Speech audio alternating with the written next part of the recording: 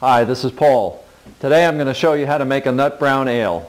This is one of the kits from the Nuts About Beer, Wine and Cheese website, and you'll find out how to go from all of this to this.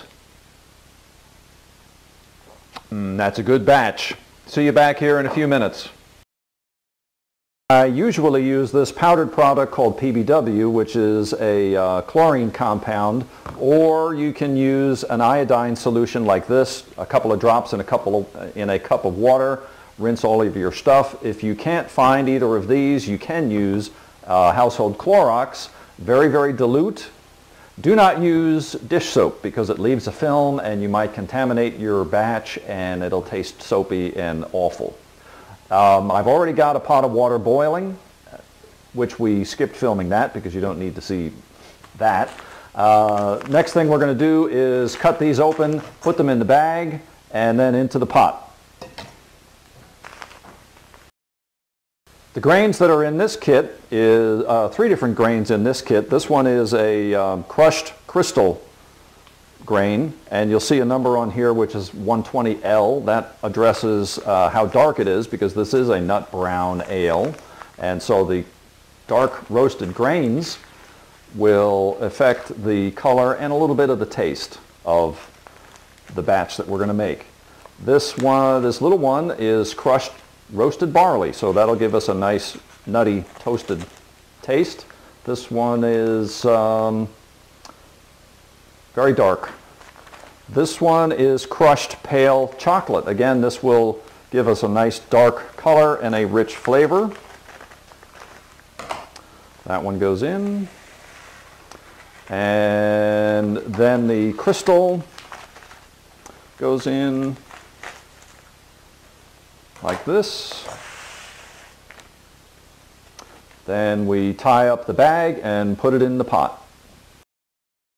So I'm tying up this cheesecloth bag that contains our grains. We're going to drop this in the pot and let it steep just like a big bag of tea for about 40 minutes.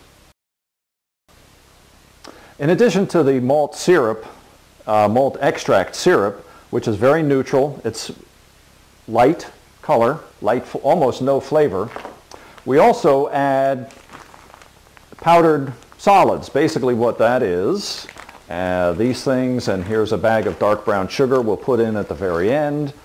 These bags of powder is simply the malt extract syrup that the factory has dried and sprayed to remove the water. I could have gotten, how much does this weigh? This is a pound. I could have gotten another can instead of these bags, but that's how the kit came, so we'll make it that way. All of our ingredients are boiling in the pot behind me, and every once in a while I stir it all up with the stainless steel long-handled spoon so that the syrups don't stick to the bottom of the pot.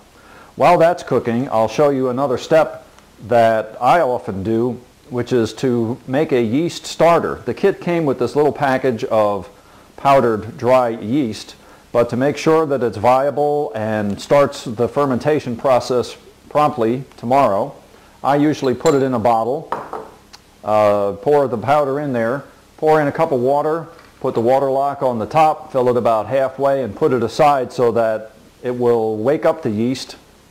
And then when I put it into the raw beer, or wort as it's called, tomorrow, it will get to work right away. Okay, there's about 5 minutes left on the timer, so I'm going to put the package of hops in. This one contains a type of hops called Fuggles, and there's dozens and dozens of different kinds of hops, and you can experiment with what you like or find out that you like. This kit came with Fuggles, so I'm going to put this in the pot, let it boil for about another 5 minutes, and then we let the whole thing cool off. Okay, I am pouring the Fuggles hops into the pot. We'll leave that sit for about 5 minutes. Turn the heat off, let it cool off a little bit, and then the next step will be to pour this into the plastic fermentation bucket that I use. I'll have to fill it up the rest of the way to top it up to almost 5 gallons. Let it cool off overnight, and then I'll put the yeast in, put it away for a week, and we should start making beer then. This is our last step of the day. I'm going to take the pot full of the hot wort and pour it into the fermentation bucket, where I've already put a gallon of water in there to help control the splashing, because this has been boiling hot for an hour, so just be careful of that.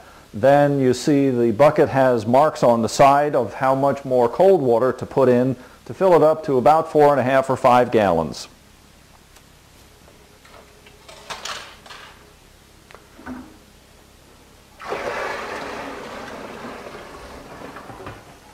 And that's it. I'll see you tomorrow. Welcome back. This is day 2. Today we're going to pour the live yeast, which I started last night, into our bucket. I've already taken the lid off, and after it's poured in there, I'll stir it up with my trusty long-handled stainless steel spoon, put the lid back on, snap it down tight, fill the water lock, and then we'll put this bucket away full of raw beer for about a week.